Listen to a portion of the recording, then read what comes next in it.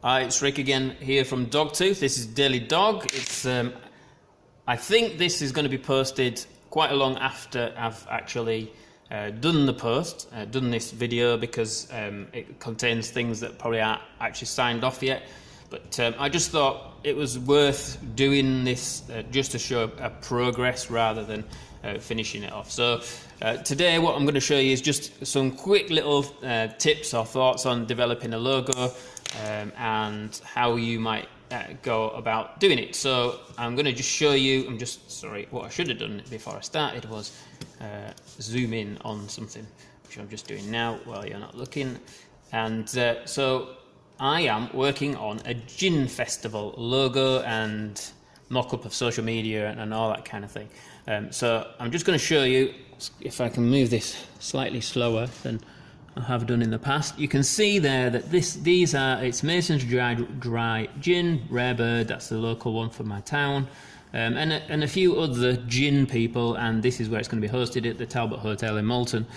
So these are all the companies that are going to be at this gin festival. So I was just trying to get an idea of what the sector looks like. So this is how gin companies do things. That's my thought. So then how do I take the essence of that, or the spirit of it, and turn it into a logo? So I'll just show you up here. I started working on something, and that skin one's another one. So if you look at Mason's and the Raisthorpe ones, they've got Yorkshire Dales, they've got an item above it. So I tried looking at the Malton crest, but it's a bit too busy. So then I tried a G for gin. Obviously, I didn't really like that particularly, as you can start to see down here.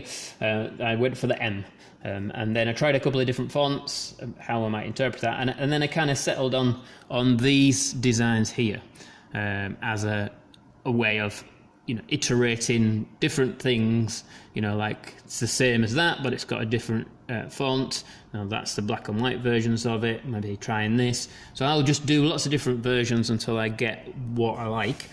And then these are my secret weapons. They don't look like secret weapons, but these are my secret weapons, because how graphic design works is that it's very easy just to pass someone a logo and say, there's a logo.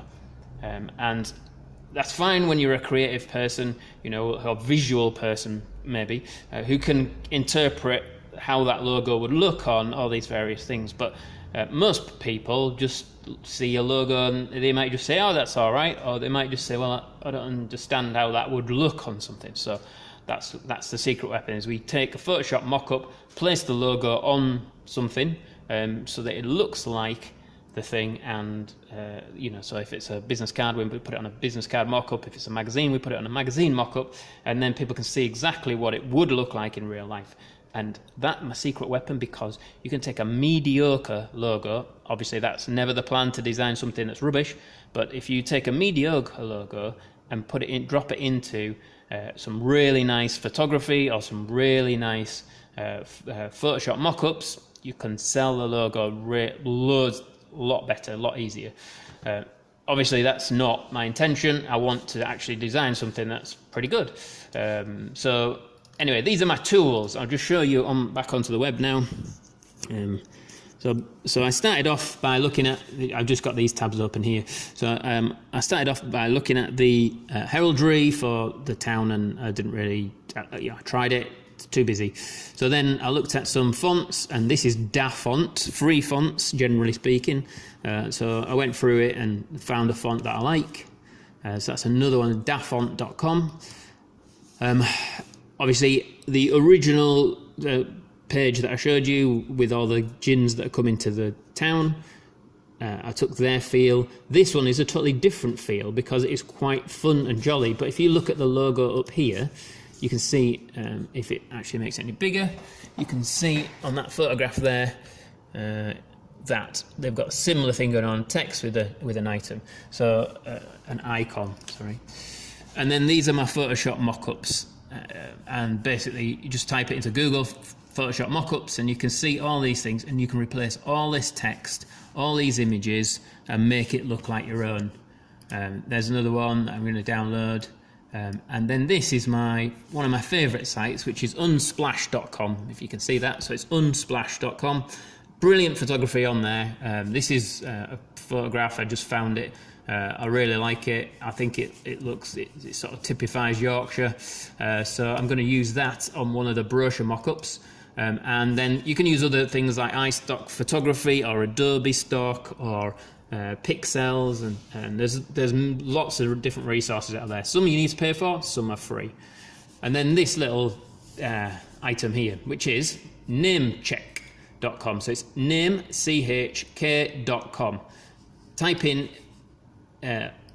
whatever you want to call your thing. So if we said Malton Gin Festival, and